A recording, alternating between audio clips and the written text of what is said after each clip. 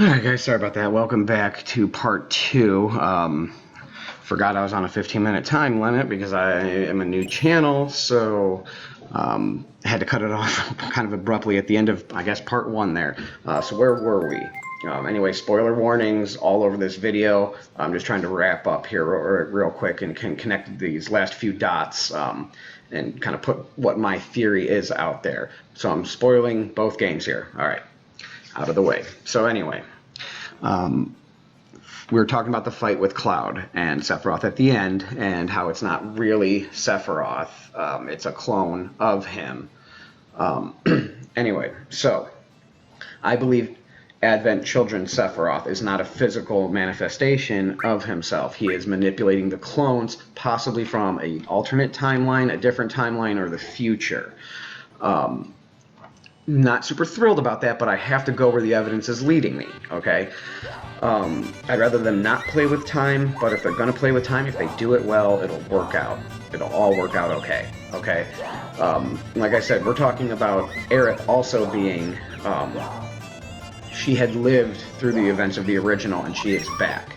So Maximilian's theory is essentially when she opens her eyes at the beginning of original, she opens or closes them again at the end of the original, and when she opens her eyes in Remake, that is the same Aerith. Okay, so she has witnessed the original, and it's like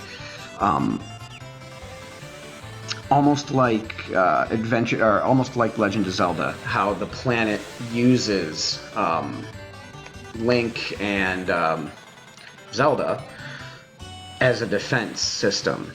So whenever Ganon starts messing around or some other bad,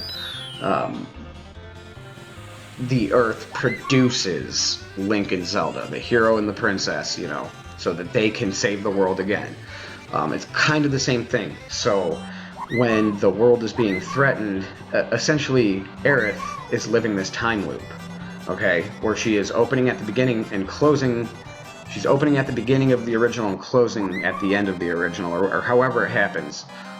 You get that same scene, though, both times, and that's her and then waking back up at the beginning of that loop. So she lives that time loop, saving the world all the time.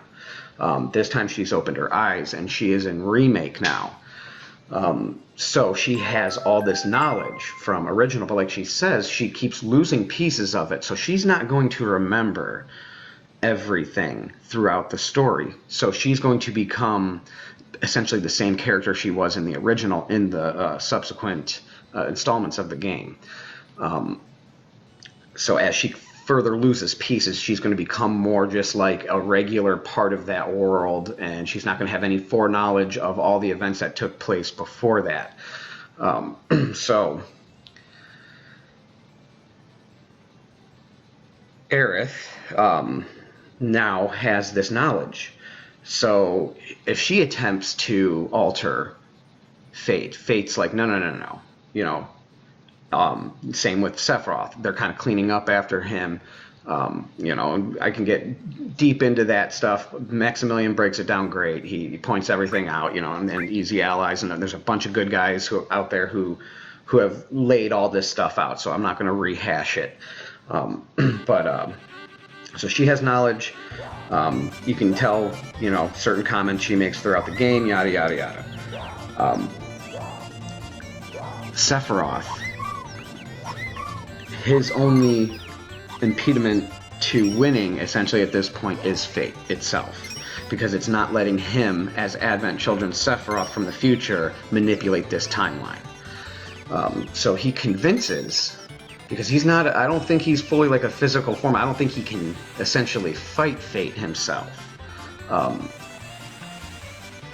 So I think he kind of manipulates our group into fighting and destroying fate. They need fate gone as well. If they don't want the future where 500 years from now, it's, you know, no humans exist anymore. So they're trying to save humanity by destroying fate, but he's also manipulating him to do it, because when they destroy fate, it frees him up to make sure Aerith lives. So I think Advent Children Sephiroth is going to spend the game trying to make sure that Aerith stays alive and out of the life stream for when Meteor is called. And now we're going to get the same story. We're going to go the same places. We might go there a little different. We might take, side steps here and there. It might happen in different orders, different ways, whatever. But essentially, Cloud needs to bring the black materia to the physical form of Sephiroth in the North Crater. No two ways around that. Okay? It has to happen. So, Fate used to push them towards getting to Sephiroth at the North Crater. Fate's no longer here. So, what's stopping our group from just going to Calm, saying, you know what, we pretty much stopped Shinra, let's focus on Rufus and really shut down them, and who cares about Sephiroth, whatever. He can't have that. So the entire game, has been making his presence felt to the player and to Cloud and to the team to make sure that their focus is going to be on Sephiroth, because there's no guarantee that they come to the North Crater now. So he needs to lead them. He needs to leave these breadcrumbs and lead them to the North Crater with the black materia still. All the events need to pretty much fall into place the way they did in original, except Aerith can't die. So we're going to get a fake out. Aerith isn't going to die, but then she dies. Some way, somehow, I don't know. Maybe it'll make the player do it after they realize, I need to be in the live stream to call holy, or you need to, shove your Buster Sword into me, Cloud, whatever. I don't think they would go that route. But you know what I mean. We're going to get the death one way or the other. It has to happen. Sephiroth needs it to not happen. He's already doing the reverse psychology, trying to keep their fire burning, trying to keep them angry at him and searching him and seeking him out. So he's going to lead them to the black materia and then to the North Crater, just like in the original, except I see maybe even an original timeline Sephiroth falling from the sky to kill Aerith, and Advent Children Sephiroth there to stop him, and then you have to go all sorts of different ways from there, but eventually you still have to have the same things happen